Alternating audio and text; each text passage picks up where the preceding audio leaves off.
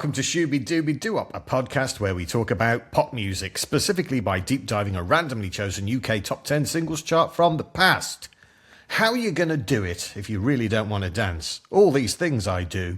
How can it be that we can say so much without words? That much is true. And run for the sun, little one. You're an outlaw once again. I'm James Cook.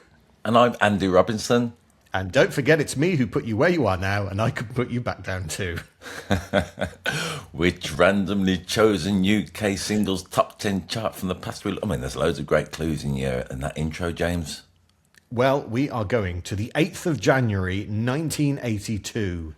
So barely into 1982. Most of these records would have been released at the end of 1981. As always, there are other great early 80s records in this top 40. There's Under Pressure by Queen and David Bowie, Begin the Begin by Julio Iglesias, Physical by Olivia Newton-John, Dead Ringer for Love by Meatloaf and Cher, The Model by Kraftwerk, and The Birdie Song by whoever did that. The Tweets. That's it. Of course, these days they'd be called the X's. Oh, that doesn't work. Let's leave it in. Would you like to know what was happening globally in the news to give us some sort of cultural, anchor? Go ahead. Unemployment was about to hit 3 million. Margaret Thatcher's son has just gone missing driving around in the Sahara. And Kim Jong-un has just been born. However, in music news, Ozzy Osbourne is about to bite the head off a bat in some performance. Was that to celebrate the birth of Kim Jong-un? Or I think so. Not really sure. By the way, that's not going to be the only mention of Margaret Thatcher in this week's podcasts. Where were you in 82? It would have been Elvis's 52nd birthday, and it's just been my 13th birthday, so I'm just knocking around the house, in that pubescent adolescence. What about you? Where were you? What were you up to? I was 4. I would have just started school for the first time. I think I was just starting to get into pop music because a lot of these songs do something very weird to my brain that we'll get into as we go. Okay, I'm looking forward to it. Have we got any early 80s stats? I have. There are 2 UK number ones in this top 10. There are 7 songs going up, 2 going down, and a non-mover for a total net movement of positive 31. There is a staggering 7 British artists and 1 British/Greek artist, 1 American and 1 Swedish. There are 7 groups, 2 duos and 1 soloist, and there are 2 cover versions. Fantastic early 80s stats. By my reckoning, there are only 3 songs about the complexities of love. There are 2 songs about toxic relationships, 2 songs about music itself, 1 song of spiritual alienation, 1 song of absent paternal figures, and 1 song about living in a right-wing dystopia. Pleasingly, there are 2 key changes and there is 1 example of self-reference, so I'm delighted. You can listen to all these songs on our Spotify and YouTube playlists. The links are in the description. As always, we like to give you a little nudge towards these 10 songs. Not only do they make what me and James were about to bang on about clearer, but yeah, some great early 80s records. Also, there's another half a dozen records on this playlist that me and James discuss in our bonus tracks Patreon, where we talk about records that never ever made the top 10. Yeah, and these are all songs that are in the top 75 on the 8th of January 1982, including a Top of the Pops theme tune, Top of the Pops presenters, The Popo, The Fun Boy 3, and someone pretending to be Ian Jury. You can join our Patreon community for free. The Bonus Tracks podcast costs less than £1 a week. I see no reason to hang around, do you? No, let's put some wax on the tracks and slide on out of there. Number 10.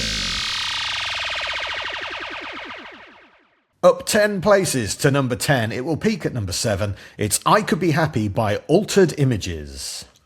Yes, I remember this record, as I say. I was a pre-teenager just about, or just turned into a teenager. Anyway, that's not the point. So all these records, James, are in my warp and weft, I felt, this week. Okay, and, this group, Altered Images, they are effectively teenagers at this time. I think Claire Grogan, the singer, she's 19 here. I think the other members of the band are in their late teens, early 20s.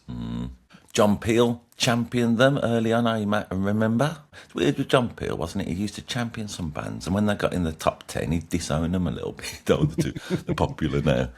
Yeah. Or at least, if we're being more gracious, he set them off on their path. Yes. They're the Scottish Blondie, aren't they? Do you think in No, I YouTube? just came up with it. I don't know. Pretty good. I mean, in YouTube comments, James, I look at them sometimes, don't I, to drag us away from the dreadful self-importance of our own unasked for opinions.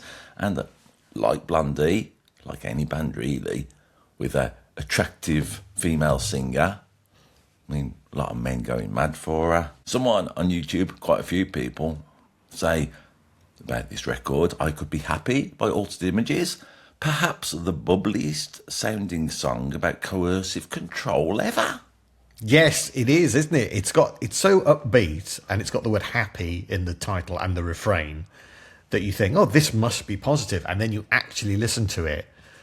All of these things I do to get away from you. Get away, run away, far away. How do I get away? How do I escape from you? Let's explain it a little bit. Claire and the Images, who are altered. I would like to climb high. But first of all, they would like to climb high in a tree. They could be happy. They could be happy. Or go to sky on my holiday.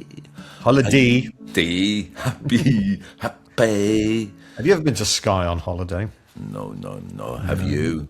No, I haven't, but I've been having a look this week, obviously researching this. Oh, go you on. can swim in fairy pools, walk up the Old Man of Star, or visit Dunvegan Castle. What about swimming a mile down the Nile? Could you be happy? No, you wouldn't. There are risks from parasites, water pollution, strong currents, and potential crocodile presence. So I never realised this at the time, that this record was about someone trying to escape. Again, on YouTube comments, loads of people were talking about how they related to this song and having a rotter in their life, let's call it. Because it's not I am happy, it's I could be happy, which is a very, very different thing. There's more to this song than you think. Absolutely. The jangle of the guitars, the arrangement, don't just listen to me strumming the basic chords. As always, we're just showing the building blocks, really. But yeah, I was bopping around to it this week. The band met at school, and they were all part of the Susie and the Banshees fan club. Okay. That's what sort of drew them together. The legend goes that they wrote a letter to Susie and the Banshees saying, "Can we please support you on tour?" And Susie and the Banshees said, "Okay then." Okay. Because that's how it used to work. People used to write letters saying, "Can we be your support act?" And Susie and the Banshees were all like, "Yeah, sure thing." Shows a little bit of initiative. I know a comedian. We're both stand-up comedians, James. We have to point that early on, don't we? Because not anyone can tell from watching this. But I know a comedian who supported Bill Burr by writing him one of them letters. So you never know. Old school. I'm gonna get me some stamps. What's Jimmy Tarbuck's address? Anyway, they would win Best New Group at the NME Awards and the Most Promising Act in Smash Hits. So they have broad appeal, and their songs are really fun, but they only have 3 UK top 10 hits, and then they kind of go away. I'm glad you said that they have broad appeal, James. This was a typical comment. We do this nearly every week in one shape or another. Earl Trees ESR on YouTube says, I was just a metalhead 40 years ago. Oh, God. It's one of them, is it? But then he's saying, now I love this tune and a lot more nerdier shit. So I quite like this Earl Trees ESR. He's not saying I am a metalhead, but somehow I like this, like loads of people do on YouTube. He's acknowledging his own development and open-mindedness. What do you think about Claire Grogan? Was she one of my crushes, like you had with Lindy Layton? That was your terrible, toxic, masculine manosphere relationship you were in, right? Yeah. James is drifting off into the distance. Mention Betty Boo. Betty Boo. I'll drift off. No, not really. I have to say, Claire Grogan, I recognised her from Gregory's Girl. She got a lot of props for that at the time. Did you see that film? She wasn't the footballer, was she? She was support for the male interest with what do they call it? Toxic? No, not toxic. I've got confused. The Manic Pixie Dream Girl. You got it. Yep. Yeah. She's the archetype of that in Gregory's Girl. She's also the original Kachansky in Red Dwarf. Do you know why she was replaced in Red Dwarf? No, tell me. Fun fact. Apparently, right, this is allegedly, I've got to say that, but rumour on the internet, because she was too old. Yeah, she was 2 years older than Craig Charles. I think her greatest dramatic performance was in Father Ted. Yeah, she plays a sort of Sinead O'Connor type. Yeah, great. And what famous pop song did she inspire? All right, I learned this from Peter Morinari on YouTube. Is this true? Well, I don't know if it's true. Yeah, so but it's a I rumour. believe it to be the case. But which song? Tell me, James, I learned it. It was true by Spandau Ballet, because apparently Gary Kemp, like all other men of his age, had an unrequited crush on Claire Grogan. I never knew she inspired True Yeah? by Spandau Ballet. Yeah. All of this despite losing an eye. What? Claire Grogan. She? Yes, she was born Claire Grogan, Claire, but her stage name is Claire Grogan, Clare. Cunning. So she lost an eye.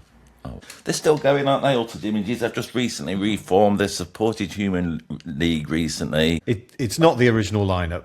Doesn't matter. Yeah, Claire Grogan's still in it, and but there are there's a bunch of nerdy blokes. If you've watched the video, you'll see what I mean. There's also a lion in the video, in what appears to be a weird episode of Art Attack that they're doing.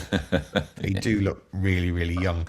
Bass player Johnny McElhoney. What band would he go on to be in? Scottish band. Scottish band. How many pop points you offering me? Oh, 500,000. Late Hip sway. 80s, Hip 90s. sway. No. Again with a female singer. Deacon Blue. You can. You can do what you want, but you can't change their mind. Oh, this is annoying. Just tell me. They don't want a lover. They just need a friend. Texas. Okay. His parents were both MP for Glasgow Queen's Park at different times. Really? One story on the internet said Altered Images were performing at the Royal Variety Performance in front of the Queen, and Claire Grogan had borrowed a pair of her sister's shoes, which were 2 sizes too big for her. So she stuffed them with toilet paper so that her feet would fit. But halfway through singing the song, it come loose, and as she sang, a long trail of white loo roll sort of started following her around. Unfortunately, there is no evidence that Altered Images ever played the Royal Variety Performance, so that story is just made up. We don't like contributing to fake news, do we? We do sometimes, actually. I don't know why I say that. Who'd have thought, James? I don't agree. As bubbly as this song is, as catchy, as danceable as it is, all about coercive control, and I don't agree with that. Let's move on to the next one. You're not getting your dinner? No. All right, fine. Number 9. Up one to number 9, eventually peaking at number 6, it's I'll Find My Way Home by John and Vangelis. A record I dismissed as a young man, James, because I thought it was boring. Yeah, and now? I still found it a bit boring, but nonetheless, I've got older and I thought that it was pretty, actually. Yourself? Yeah, it's a bit one note, isn't it? It doesn't really... It feels like it lacks a bit of oomph. You would have thought they'd have, at least in the structure of the song, would have been a bit more adventurous, but it's basically, you ask me where to begin, and am I lost in my sin? Yeah. And it goes on that for a bit, then whatever it's doing, pretty standard chords anyway, essentially. It reminded me a little bit, especially the beginning, of a Buddy Holly, you know the way to begin. You dance in my head. So the foundations are not as sophisticated as we might say, but the words are beautiful. Are they? Which words in particular? My sun shall rise in the east, so shall my heart be at peace. Yes, that kind of thing. Bit much, isn't it? A friend is by your side and speaks in an ancient tongue. I mean, I had ancient tongue in a sandwich once. I was very ill afterwards. YouTube comments very much going on about this is resonant for this record, especially, and some of the records in the top 10. It has a lot of people saying, this reminds me of my dead mom. This reminds me of my dead dad. This not in that voice. They're not saying it in that voice. This reminds me of a funeral. So there's that going on. And then there's a lot of people then who are also saying, this reminds me of the time that I had cancer in hospital, but I'm better now. Thank you, John Vangelis. I'm never going to criticise a record that can bring that to people. Is it time to mention Nile Rodgers? Go right ahead. Nile Rodgers famously said that just because you don't like a record, if it made the charts, it doesn't matter because it affected a lot of other people, and that's definitely true of this platter this week. What I found interesting is in the video that we've put in our YouTube playlist, which is a performance from, I think, from Top of the Pops. Vangelis is playing the piano. John is playing a little guitar. Yeah. Neither of which feature on the record at all. Okay. It's all synths, isn't it? It's all synth pop. I guess. It's the early 80s. Oh, I'm glad you said a bit. I watched the Top of the Pops performance. I learned this from Gordon M.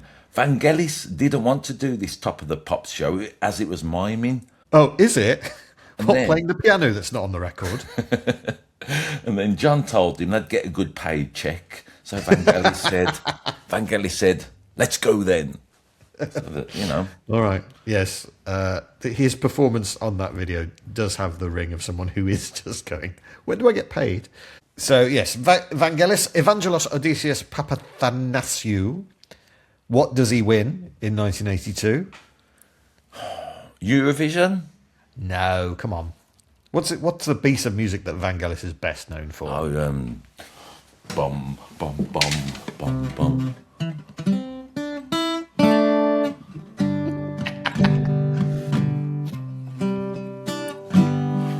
That's right. Chariots of Fire. That was a bad...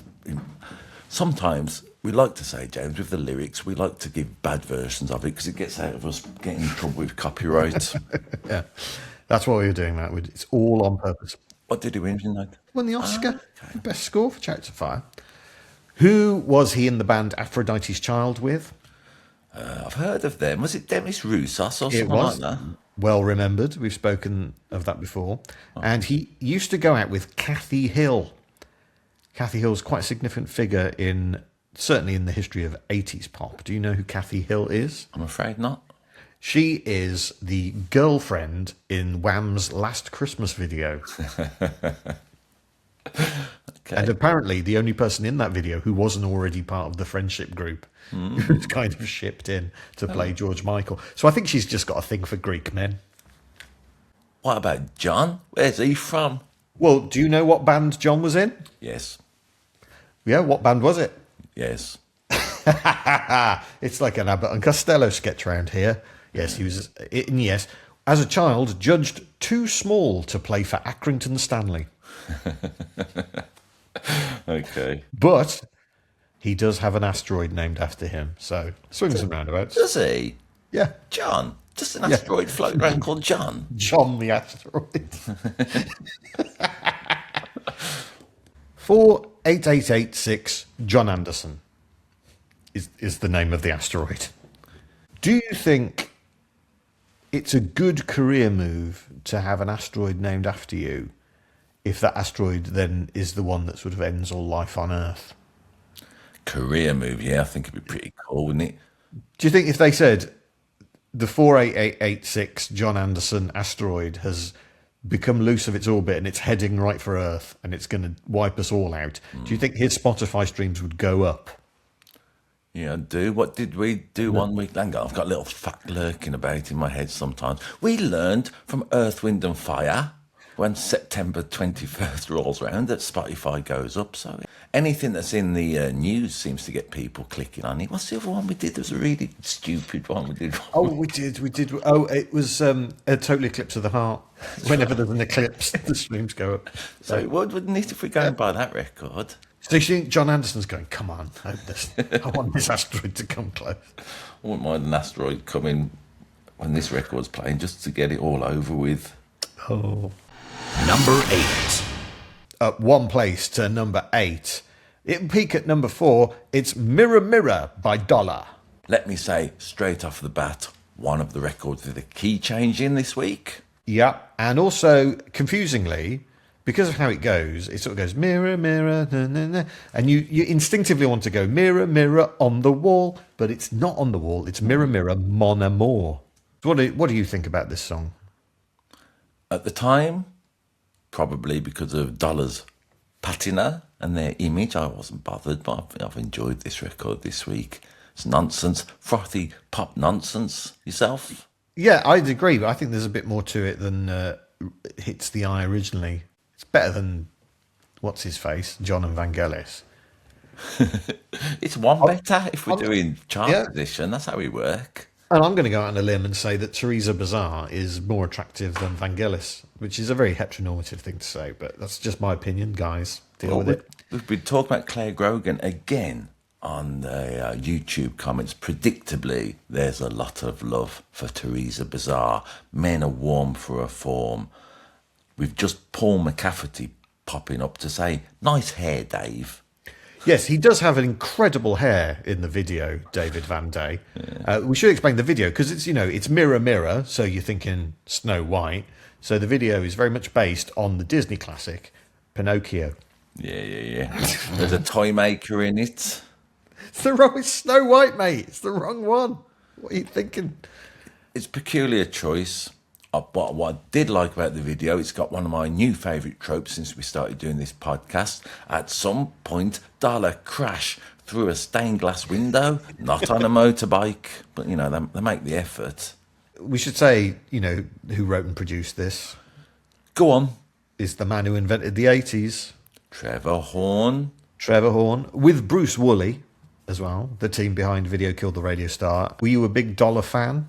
No, back in the early 80s? Not at all. I mean, they also made the terrible crime with my dreadful predilection at the time of doing a cover version of a Beatles song that I didn't like. So, I was younger and more immature. Just Made It Too says, it was said David Van Day could have any woman on earth at his peak.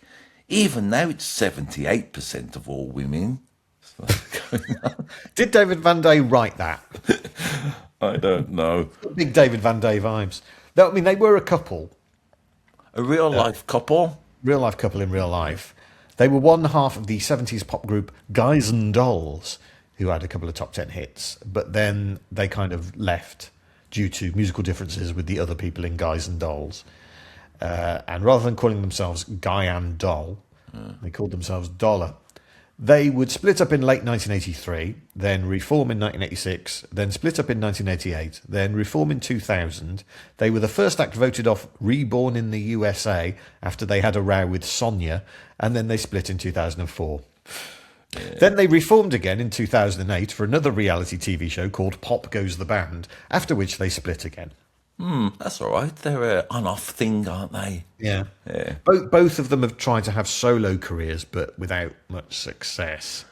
Teresa Bazar, who was born in Toronto, now lives in Sydney. Well done, Teresa. We'll talk about their solo careers. I had a vague idea once upon a time. I didn't like it. David Van Day, at a certain point in his life, got a lot of, let's call it ribbing, because he ran a burger van, didn't he? Yeah, in Brighton, yes.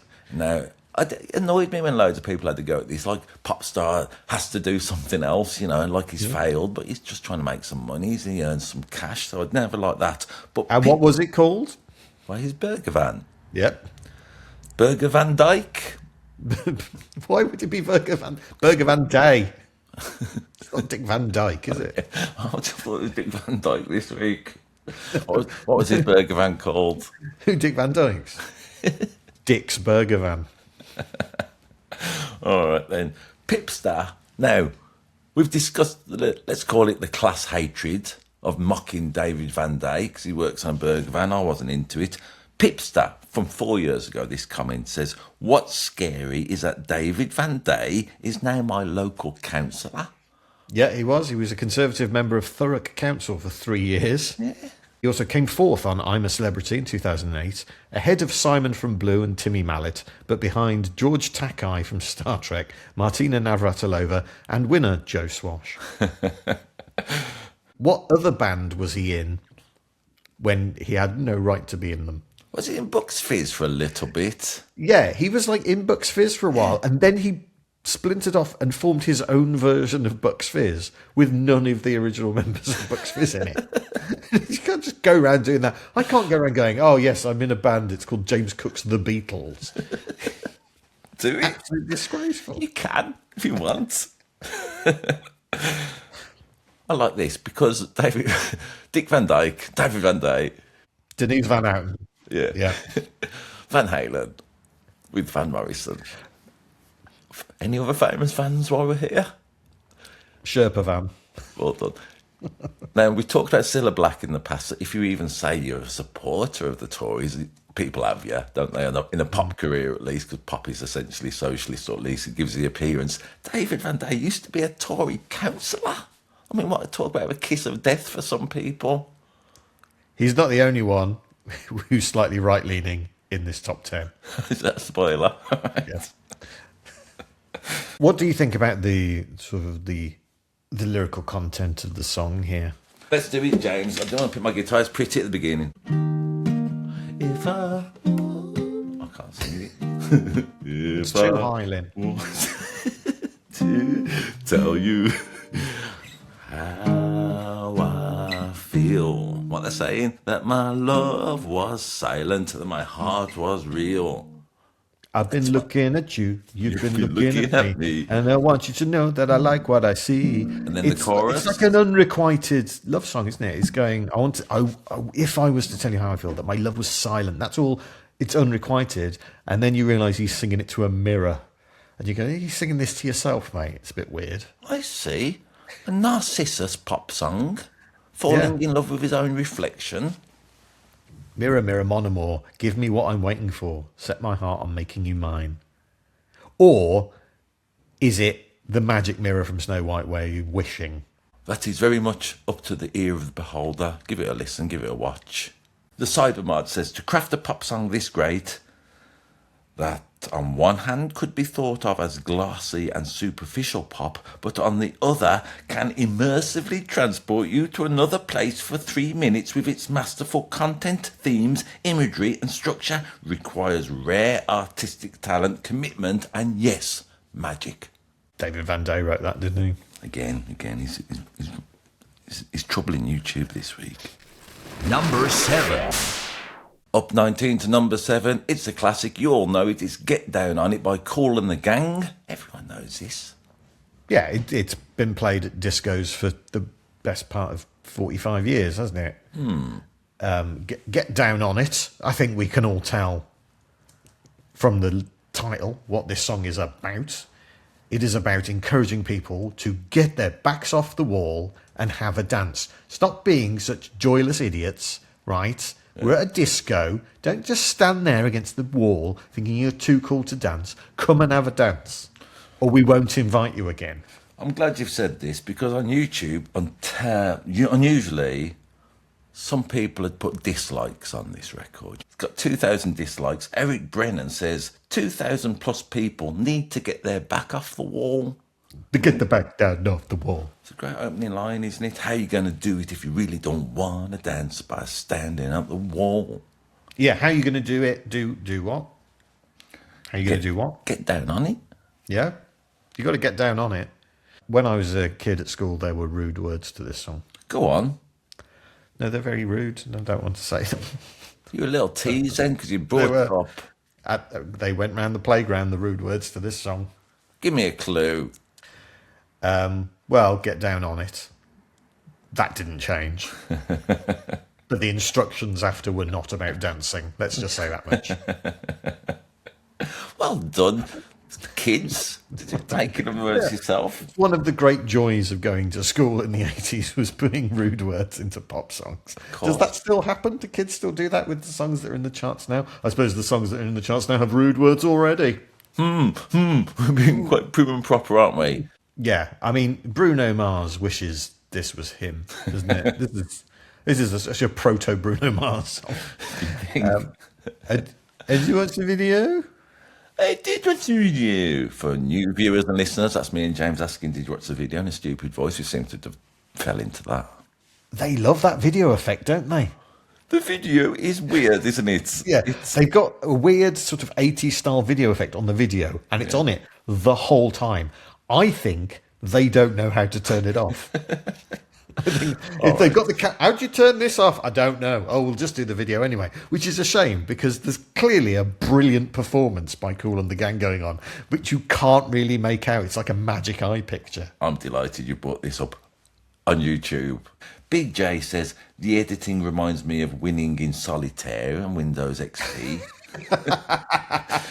So it's got a discombobulating feel, this video. What does this song have in common with Also Sprach Zarathustra and Justin Bieber? All right. Can you give me a clue for 500,000 pop points? It's to do with the producer. I don't know. Go on. Same producer. Yeah, no, it's Umia Deodato from Rio de Janeiro, who had a number 7 hit in 1973 with a sort of jazzy version of Also Sprach Zarathustra. His daughter is married to Stephen Baldwin, off of The Baldwins from Hollywood, and his granddaughter is married to Justin Bieber. Okay. So this is Justin Bieber's granddad-in-law is responsible for this record. Telling you to get down on it. What other songs can you think of that have told people to get down? All right, James. Now, I threw out a quiz on social media, did I not? I know. What we got? We're on Instagram. We're on Instagram and Facebook. Under Shuby Podcast. Yeah, or Shooby-Dooby-Doo-Wop. One of them. We have a lot of pop stars listening to this, don't we? So I offered 1,000,000 pop points for the best suggestion. What else could Cool get on? Mark Bolan's had a notion that Cool could get it on and bang a gong. Paul of the Beatles has got the needle and suggests Cool could get back to where he once belonged. Daft Punk might be talking junk when they say he could be up all night getting lucky. Marvin Gaye's having his say and reckons he could get on if he's feeling a little touchy. Barry White is saying, all right, getting enough of your love when in town. And Gilbert O'Sullivan is putting all his money on Cool's a bad dog, but he wants him to get down. Greg Alexander thinks he's got the answer. You get what you give, he's crying. And finally, 50 Cent says Cool must know what he meant when he recommended in the early 2000s that Cool and his gang should really attempt to get themselves rich, and if they don't get themselves rich, they should at least die trying. Someone needs 1,000,000 pop points for that. Who do you think? I think it should go to Gilbert O'Sullivan, and I'll tell you for why. Yeah. He is the only artist to have a more successful chart hit with a song with Get Down in the title. Oh, well done. Is that right? Yeah. This one gets to number 3, but Gilbert, he got a number 1. Who else had songs about getting down? Groove Armada. Sounds like something they'd say. What do you make of this from a YouTube comment? Roshand PL9TN says, this song will never die, even if there are no humans left. Aliens will groove to it. Yeah, if John Anderson and his asteroid kills us all, yeah, they'll still be... Get down on it is actually very bad advice to give to an asteroid. Number 6. Down 4 places to number 6. Having spent 4 weeks at number 2, it's Daddy's Home by Cliff Richard. I love this song, James. Good, I'm glad you do. You know me. I have a soft spot for Cliff Richard, that's putting it mildly. Okay. Did you like this record? Had you heard it? Could you remember it? Do you recall it from the time? Can't imagine you do. Vaguely remembered it. Yeah. All right. Now, because of my blindness, Cliff, I'm going to ask you, what do you make of this? Tell me all you know and feel. What do I feel about it? It could be construed as being quite sinister. Go on. Daddy's Home. Where's Daddy been? But James, How come he's staying now? James, I related to this song. I thought this is lovely sentiment. Now you are an actual father with actual real life kids. Did it not even touch you a little bit? I don't know. Come on, James. Bit weird, isn't it? It's a cover, isn't it? We should point that out. Yeah. Of I Knew It by Shep and the Limelights, an old 50s doo-wop song. Yeah, that's the original version. They also wrote it. They are James Shepherd, Clarence Bassett, and Charles Baskerville. Good knowledge. I like you dragging the Limelights into it. So in many ways, these are the sounds of the Baskerville. So proud. You're my love. It's one of them songs. You're my angel. Bop, bop, bop. You're the girl of my dreams. You know that chord progression. We've done it lots of times. Especially when we're doing the 50s stuff. Patiently. Then the bit you think is sinister of Daddy's home. Daddy's home. Daddy's home to stay. Where's Daddy been? Has Daddy been in prison? Is that where he got the nickname? You're spoiling this song for me. I'm I not. don't like it. And how come he's staying now? I think he worked on the oil rigs. Do you? Do you think Yeah, Cliff's been on the rigs? All right, And then. I think he's been fired for insisting everyone call him Daddy. So he's back to stay now. He's not allowed to go back to the oil rigs. I like that. What's the best bit on this record? He goes, it wasn't on a Sunday, Monday and Tuesday went by. Lovely. Yeah, it reminded me a bit of the Happy Days theme tune. Yeah, I mean, Rock and roll song saying the days of the week. yes, it's a 50s record. It's, a song at least, so it's got all them tropes. Doesn't matter, though. I never realised it was live until this week. Yeah, it's a live track. That's how good Cliff Richard is. Yeah. It's a live track that got to number 2, but can you think of live tracks that got to number 1? Oh, you're such a nana. I'll tell you this, we've covered one of them. Actually, we've covered 2 of them. Have we? Yes, but one of them is in the pilot episode that you won't let me put out. Because it was very poor. I mean, imagine how bad it was if we decided to put this one out. Number 1, what was number 1 in that pilot one we did? Oh, actually, there's a few more, I think. No Woman, No Cry. That's got a live sound on it. Wasn't a number 1. Give me some clues. I hate it when I have to beg.